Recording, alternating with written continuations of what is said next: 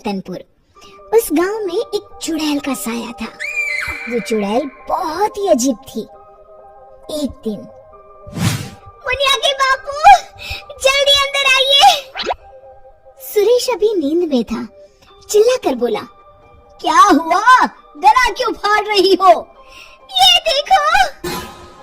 अरे, ये कैसे हुआ? मुनिया, क्या हुआ बेटा? उससे क्या पूछे, बेचारी तभी से डरी सहमी हुई है। लेकिन ये तो कोई गंभीर बीमारी लगती है। हाँ, देखो तो, बेचारी की चुटिया ही काट ली किसी ने। राम राम। लेकिन एक भी बाल आसपास नहीं दिख रहा। हाँ, ये हुआ क्या समझ में ही नहीं आ रहा। ऐसे ही 2-4 दिन मुनिया को देखने और सांत्वना देने वाले भी आए। अब कुछ शांति हुई ही थी कि एक दिन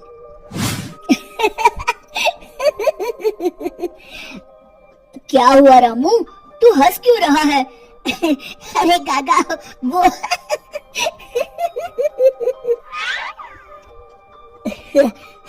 के बच्चे, कुछ बता भी। रूपा काकी की चुटिया कट गई है।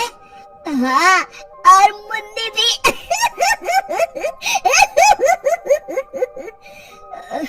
अच्छा, पर काहे? आप भी पूछ लो। चल कर देखता हूँ। क्या हुआ मुन्नी? ये क्या हल्ला मचा हुआ है? तभी मुन्नी बाहर आती है। ये का सुन रहा हूँ, कैसे हुआ सब? अरे क्या बताएं चच्चा, रात में रोज की तरह खा पी के सोए और सुबह देखे तो अरे राम राम। पहले तो मुझे लगा कोई बीमारी है, लेकिन ये तो लगता है पक्का किसी डायन या चुड़ैल का काम है। अब तो रतनपुर में ये औरतों की चोटी काटे जाने वाली खबरें आम हो गई। अगले ही दिन, सरिता, आज बहुत गर्मी है, मेरा बिस्तर बाहर लगा देना। जी ठीक है। सरिता ने रमेश का बिस्तर बाहर और अपना और चुनिया का आंगन में लगा लिया। रात में रमेश को प्यास लगती है। बड़ी प्यास लगी है, लगता है सरिता ने पानी नहीं रखा। कोई नहीं, खुद ही ले लेता हूँ। अंदर जाने पर वो देखता है कि सरिता के बिस्तर के सिरहाने चुड़ैल खड़ी है। वो एक हाथ से सरिता की चोटी पकड़े हुए है और चाकू से उसकी चोटी काट रही है। वो जोर से चिल्लाया, चुड़ैल, बचाओ, बचाओ, चुड़ैल। सरिता और चुनिया उठ गए। गांव वाले भी फौरन आ गए। देखते हैं, चुड़ैल हाथ में सरिता की चोटी लिए खड़ी है। भीड़ देखकर वो हंसते हुए बोली,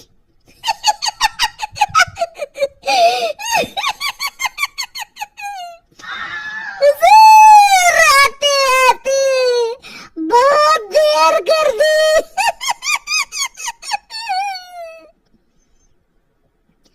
सरिता तो डर के मारे बेहोश हो गई, पर बाल तो जा ही चुके थे। अरे आखिर चाहती क्या हो?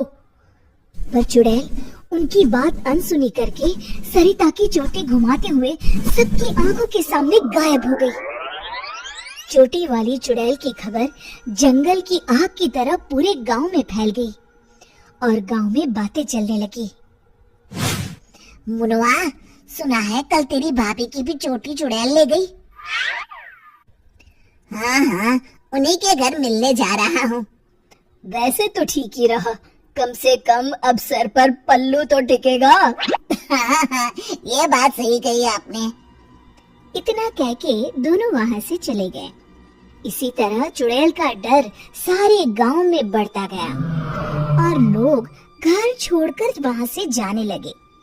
तभी कुछ गांव के लोग आपस में बात करने लगे, क्यों ना सरपंच जी के पास चले। हाँ, सरपंच जी ने दुनिया देखी है, कोई ना कोई उपाय ढूंढ ही निकालेंगे। हाँ चलो। और सभी गांव वाले सरपंच जी के घर पहुंच गए समस्या सुनकर सरपंच ने कहा, समस्या तो सच में गंभीर है। मेरी अम्मा की भी है, आपके यहाँ भी? हाँ, अब क्या करें, चुड़ैल पर किसी का वश है क्या? कोई तो उपाय होगा सरपंच जी। इसके लिए किसी ओझा से मिलकर बात करनी होगी। तभी मदन बोलता है, अगर हमें अपने गांव से इस चुड़ैल का साया हटाना है तो हमें उसकी चोटी काटनी पड़ेगी। मेरी नानी ने मुझे बताया था कि हर चुड़ैल की शक्ति उसकी चोटी में होती है। अगर हम किसी तरह उसकी चोटी काटने में सफल हो गए तो उससे अपना गांव छुटकारा पा जाएगा। बताओ कौन जाएगा चुड़ैल के पास? मैं उसे बताऊंगा कि क्या करना है। अरे मदन भैया, हम मुखिया जी के पास आए हैं मदद मांगने, वही जाएंगे। अरे ऐसे कैसे? मैं गया तो गांव कौन संभालेगा? इस रामू को भेज देते हैं। अरे ओ मुखिया, पगला गया है क्या? भरी जवानी में मौत के मुंह में चला जाऊं? तुम सब छोड़ो, मैं चला जाऊंगा। देखो, वो चुड़ैल अपना काम तभी करती है जब कोई सो रहा हो। आज तक कोई जगा हुआ इंसान उसका शिकार नहीं हुआ है ना? हाँ, सो तो है। तो आज रात सभी को जागते रहना है, सिर्फ मैं सोने का नाटक करूंगा। हाँ हाँ ठीक है। फिर मदन नकली चोटी लगाकर और साड़ी पहनकर पंचायत के चबूतरे पर ही सो गया। रात के 12 बजे चुड़ैल वहां आई। आज पूरे गांव में घुमाई, कोई सोया ही नहीं। तभी उसकी नजर चौक पर सोए मदन पर पड़ी। ये औरत यहाँ क्यों सोई है? लगता है घर में झगड़ा हुआ होगा। खैर मुझे क्या, मुझे तो बाल चाहिए। चुड़ैल ने चोटी काटने के लिए जैसे ही चोटी पकड़ी, वो निकलकर उसके हाथ में आ गई। इसके लिए वो तैयार नहीं थी, इसलिए 2 पल के लिए वो कभी चोटी तो कभी चाकू को देखने लगी। इसी समय का फायदा उठाकर मदन ने उसकी चोटी काट ली। पहले तो वो डर गई, फिर भी हिम्मत करके बोली, कौन है तू? बता कौन है तू, नहीं तो मैं तुझे खा जाऊंगी। तेरी चोटी मेरे पास है, तू मेरा कुछ नहीं बिगाड़ सकती। मदन उसकी चोटी दिखाते हुए हंसता है। मेरी चोटी दे दे, दे दे मेरी चोटी, मेरी चोटी दे दे। चीखते हुए मदन की तरफ बढ़ी। हाँ, अगर एक कदम भी आगे बढ़ाया तो मैं अभी इसे जला दूंगा। नहीं नहीं, ऐसा मत करना। नहीं करूंगा, पर एक शर्त पर। हाँ, मुझे तुम्हारी सब शर्तें मंजूर है, बस ये चोटी दे दो। अभी नहीं, पहले ये बताओ तुम इन बालों का क्या करती हो? मैं इन्हें एक कुआं में डाल रही हूँ, उसे भरने के लिए। वो क्यों?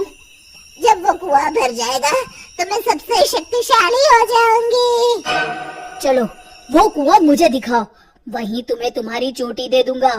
चलो ये चोटी मुझे दे दो, इसकी मदद से हम जल्दी पहुंचेंगे। नहीं नहीं, मुझे जल्दी नहीं, पैदल ही चलते हैं। वो मदन को लेकर चलने लगी और गांव वाले भी जलती हुई मशाले लेकर उसके पीछे पीछे आ गए। सब उसकी गुफा तक पहुंच गए, जहां कुएं के अंदर उसने बाल जमा कर रखे थे। आधा कुआं तो भर गया है। देखो, दिखा दिया ना, अब जल्दी से मेरी चोटी दे दो। हाँ हाँ क्यों नहीं, ये लो। कहते हुए मदन ने उसकी चोटी भी कुएं में फेंक दी। अरे बेवकूफ, ये क्या किया? अब मैं इतने बालों में से अपनी चोटी कैसे ढूंढूंगी? वो देखो, बीच में पड़ी है। चुड़ैल कुएं में जाकर अपनी चोटी ढूंढने लगी। उसके कुएं में उतरते ही गांव वालों ने अपनी अपनी मशाले कुएं में फेंक दी। वो धू धू करके जलने लगा। अरे बचाओ रे कोई, मैं सबके बाल वापस कर दूंगी, बचाओ। साथ ही वो चुड़ैल भी जलकर भस्म हो गई। शिक्षा: अगर मिलजुल कर किसी समस्या का हल ढूंढा जाए तो समस्या अवश्य दूर हो जाती है। दोस्तों, हमें उम्मीद है कि आपको हमारी ये कहानी पसंद आई होगी। कृपया हमारे चैनल को सब्सक्राइब करें और सभी अपडेट्स के लिए बेल आइकन जरूर दबाएं। और हाँ, वीडियो लाइक और शेयर करना मत भूलिएगा। Bye bye. Wow.